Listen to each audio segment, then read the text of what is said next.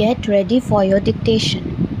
The dictation starts in 5, 4, 3, 2, 1.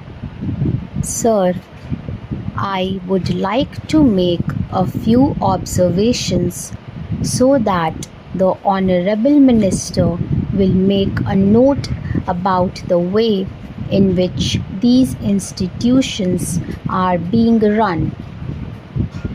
It is a good thing that these institutions have been started, but at the same time, we are suffering from lack of coordination in regard to our technical education. We have certain institutes like the Polytechnic, etc., under the Scientific Research and Cultural Affairs Ministry, and they are run through the state governments. Then there are the engineering colleges under the universities, and thirdly, sir, trade technical education is imparted by the Central Labour Ministry at the state level. In addition to that, the states have certain arrangements of their own for technical education. I feel that there is no effort at coordination, and that leads to a good deal of confusion. Perhaps if there is effort, there are certain difficulties. I hope the Honorable Minister will tell us about that. I would also like to suggest that even in these 4 institutions, as for some time the medium of instruction would be English, for emotional integration an attempt should be made to take a few students from the neighboring region or other regions on a reciprocal basis. Otherwise, these institutes will themselves be developing, as was hinted by the previous speaker, some regional consciousness. There is great difficulty, sir, with regard to technical personnel for teaching, and I am not aware in what way these institutes will be staffed.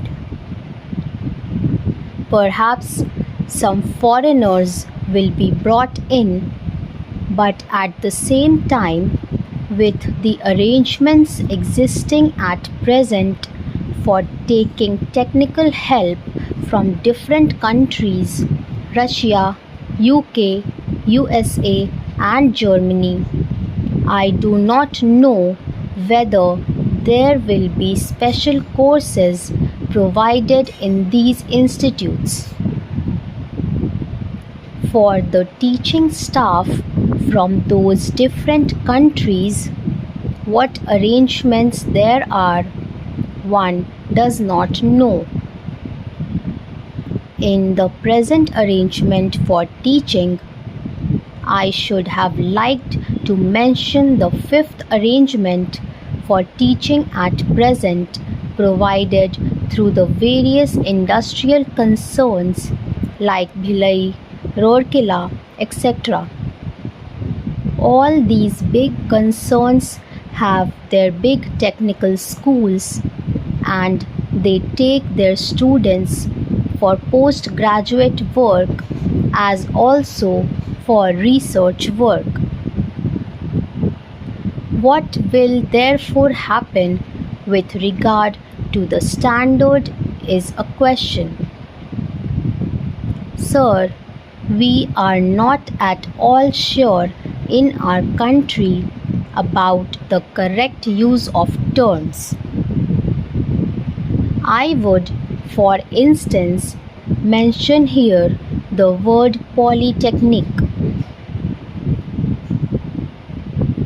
They have one school, and even if there is arrangement for starting another subject, no effort is made, and no sooner they feel they should give guarantee of some sort of technical education without proper inquiries with regard to the possibilities for employment and the various mineral resources, etc., and the basic education that should enable the students to enter the polytechnics, to have the training where it is available. These polytechnics are started. Similarly, there is some confusion about the use of the word university. We have the Roorkee University for one subject, namely engineering. So it seems there is going to be one university for one faculty. We have one music university also in Madhya Pradesh. We are going to start, I am told, perhaps a university only for agriculture. So, if these institutes are there, which term seems to be really the appropriate word in place of these one faculty universities? I think the Honorable Minister should take the initiative in determining what should be the exact connotation of these terms. Otherwise, one day, as was pointed out, there will be perfect confusion. There comes also the question of the recognition of the degree given by these institutes. Of course, if the training with the special facilities available and the specially recruited staff available is of a high standard, naturally people would be very anxious to recruit the people who have passed out from there. In the beginning, there will not be any trouble with regard to making use of the graduates turned out from there. But the question of recognition has to be decided on certain principles, and those principles should be laid down and followed from the beginning.